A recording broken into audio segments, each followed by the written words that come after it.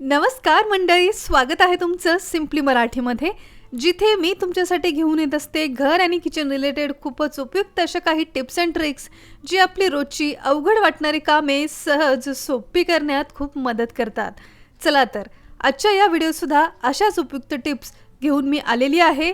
जशी की आजची आपली पहिली टिप आहे अशा शॅम्पू, लोशन किंवा क्रीम्सविषयी, ज्यामध्ये अशा पंप बॉटल असतात. बऱ्याच वेळ काय होतं की अशा पंप असलेल्या बॉटलमधून एखादं लोशन किंवा शॅम्पू आपण घ्यायला जातो, त्यावेळेस अगदी पटकन प्रेस करताच यामधून खूप मोठ्या प्रमाणामध्ये सोल्युशन किंवा शॅम्पू बाहेर येतो. बऱ्याच वेळ इतकी गरजही आपल्याला याची नसते. मग अशा वेळेस अशा या बॉटलमधून अगदी लिमिटेड शॅम्पू किंवा क्रीम बाहेर यावी, यासाठी आपल्या घरामध्ये जे कपडे सुकवण्यासाठी आपण कपड्यांचे चिमटे वापरतो, त्यापैकीच एक चिमटा आपण घ्यायचा आहे आणि याचा जो पंप आहे त्याचा एक्स्ट्राचा पाईप जो वरती आपल्याला दिसतो, त्याला आपल्याला अशा प्रकारे लावून घ्यायचा आहे, जसं मी तुम्हाला व्हिडिओमध्ये दाखवलं आहे. त्यामुळे काय होईल की एक्स्ट्रा जो पंप आहे तो या चिमट्यामुळे पॅक होईल आणि त्यामुळे अगदी हवा तेवढाच हा पंप प्रेस केला जाईल. अगदी लिमिटेड सोल्युशन, शॅम्पू, क्रीम यामधून बाहेर येईल. इथे चिमट्याऐवजी 1 ते 2 रबर बँडसुद्धा इथे तुम्ही गुंडाळून घेऊ शकता. त्यामुळे सुद्धा बरीच जागा हे रबर्स हे अडवून ठेवतील आणि त्यामुळे सुद्धा एक्स्ट्रा पंप इथे होणार नाही. जास्तीचे शॅम्पू किंवा लोशन वगैरे यामधून बाहेर येणार नाही. बऱ्याच वेळ आपल्या घरामध्ये लहान मुलं असतात, त्यांना किती हा पंप प्रेस करावा हा कळत नाही. अशा वेळेस बरेचसे लोशन, शॅम्पू हे वायाच जातात. यासाठी ही ट्रिक तुम्ही नक्कीच वापरू शकता. रोजचा स्वयंपाक करत असताना आपण बरेचसे चमचे असे स्पॅच्युलेज वगैरे वापरत असतो भाज्या मिक्स करण्यासाठी वगैरे. तर हे चमचे गॅसवरती किंवा किचन ओट्यावरती न ठेवता आपण अशा छोट्याशा प्लेटमध्ये किंवा बरेच जण वाटीमध्ये हे चमचे ठेवतात. परंतु बरेच वेळ आपण हे ऑब्झर्वही केलं आहे की वाटीमध्ये जर असा चमचा ठेवायला गेला तर तो वजनाने सारखा सारखा खाली पडतो. बरेच वेळ भाजीचे ओघळसुद्धा या चमच्यामधून खाली सांडतात. मग अशा वेळेस हा चमचा वाटीमधून खाली असा पडू नये, यासाठी असाच कपडे सुकवण्यासाठी आपण जो चिमटा वापरतो तो चिमटा घ्यायचा आहे, तो अशा चमच्याला आपल्याला लावून घ्यायचा आहे. तर तुम्ही पाहाल हा चमचा ज्याला आपण चिमटा लावला आहे, अगदी एखादं स्टँड असल्यासारखंच हे चमच्यासाठी चिमटा काम करणार आहे आणि त्यामुळे आता हा चमचा सारखा सारखा वाटीतून पडणारही नाही. तर चिमट्याचे हे दोन्हीही उपयोग तुम्हाला कसे वाटले कमेंट करून सांगायला विसरू नका. आपलं घर हे नेहमीच सुगंधी आणि तितकंच रिफ्रेशिंग राहावं, यासाठी आपण बऱ्याचशे रूम फ्रेशनर वापरत असतो, सुगंधी स्प्रे वगैरे वापरत असतो, अगरबत्ती किंवा ऑइल्स वगैरे सुद्धा आपण वापरतो. परंतु बराच वेळ असं होतं की ऐनवेळेस आपल्याकडे गेस्ट येणार असतात आणि आपल्याकडे रूम फ्रेशनर नसतात, सुगंधी सेंटेड असे कुठलेही स्प्रे नसतात.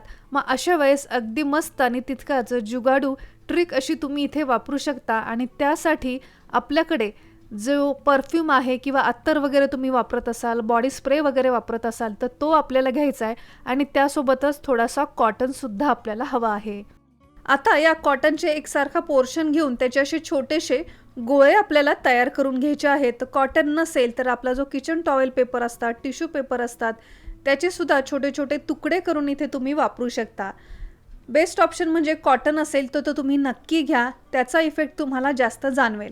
आता कॉटनचे हे जे गोळे आपण तयार केलेले आहेत ते आपल्याला आपला जो परफ्यूम आहे किंवा बॉडी स्प्रे आहे त्याने व्यवस्थित भिजवून घ्यायचे आहेत. अगदी ओलसर ते आपल्याला करायचे आहेत. आता याचा वापर तुम्ही कुठे आणि कसा करू शकता, तर आपल्या घरामध्ये जेवढ्या रूम्स असतील त्या रूम्समध्ये तुम्ही या कॉटन बॉलचा वापर करू शकता. जसं की तुमचा लिव्हिंग रूम असेल तिथे सोफ्याच्या कुशनच्या मागे, डायनिंग टेबलवरती किंवा तुमच्या बेडरूममध्ये, किचनमध्ये किंवा बाथरूम, टॉयलेटमध्ये सुद्धा एक एक हा कॉटन बॉल आपल्याला ठेवायचा आहे, जो सहज दिसणार नाही अशा ठिकाणी तुम्ही ठेवा. परंतु तुम्ही पाहाल कॉटन बॉलवरती हा बॉडी स्प्रे केल्यामुळे याचा सुगंध अगदी पूर्ण घरभर तुमच्या पसरेल. वाटणार सुद्धा नाही की तुम्ही कुठलाही रूम फ्रेशनर इथे वापरलेला आहे. बरेचसे परफ्यूम्स, बॉडी स्प्रे हे अगदी सुगंधी आणि तितकेच लॉंग लास्टिंगही असतात. त्यामुळे त्याचा उपयोग तुम्ही ॲज अ रूम फ्रेशनर म्हणून सुद्धा नक्की करा. तुम्हाला जर असं कॉटनवरती तो स्प्रे करायचा नसेल तर थोडासा पाण्यामध्ये डायल्यूट करून तो तुम्ही घराच्या कर्टन्सवरती किंवा घरामध्ये बाथरूममध्ये स्प्रे बॉटलमध्ये भरून नक्की स्प्रे करून सुद्धा वापरू शकता. त्याचा सुद्धा खूप छान इफेक्ट तुम्हाला जाणवेल. घरामध्ये जर कधी लाईट गेली किंवा संध्याकाळच्या वेळी डेकोरेशनसाठी आपण बऱ्याचशा अशा सेंटेड किंवा साध्या मेणबत्त्या या लावत असतो. आता मेणबत्ती जी अर्थातच मेणापासून बनवलेली असते त्यामुळे पेटवली की ती पटपट विझते आणि तितक्याच लवकर ती संपते सुद्धा. तर याच मेणबत्ती जास्त काळ टिकाव्या यासाठी एक मस्त ट्रिक आपल्याला करायची आहे. तर ही मेणबत्ती टिकवण्यासाठी त्या पेटवण्याआधी अशा आपल्याला ठेवायच्या आहेत फ्रीझरमध्ये. जेवढ्या शक्य आहेत तेवढ्या कमीत कमी एक अर्धा तास तरी या तुम्ही फ्रीझरमध्ये ठेवा. लावण्यापूर्वी ते आपल्याला फ्रीझरमधून काढायच्या आहेत आणि नंतरच त्या पेटवायच्या आहेत. तर तुम्ही पाहाल फ्रीझरमध्ये ठेवलेल्या या मेणबत्त्या नॉर्मल मेणबत्तीपेक्षा बऱ्याच काळ या टिकतात, अगदी हळूहळू जळतात. तर मेणबत्तीची ही ट्रिक खरंच थोडीशी हटके आहे, पण ही तितकी छान कामही करते. त्यामुळे ही ट्रिक तुम्ही एकदा नक्की वापरून पहा. तुम्हाला ही ट्रिक कशी वाटली कमेंट करून सांगायला विसरू नका. सो फ्रेंड्स, आय होप की आजच्या या व्हिडिओतील सगळ्या टिप्स तुमच्यासाठी सुद्धा नक्कीच नवीन आणि उपयोगाच्या ठरल्या असतील.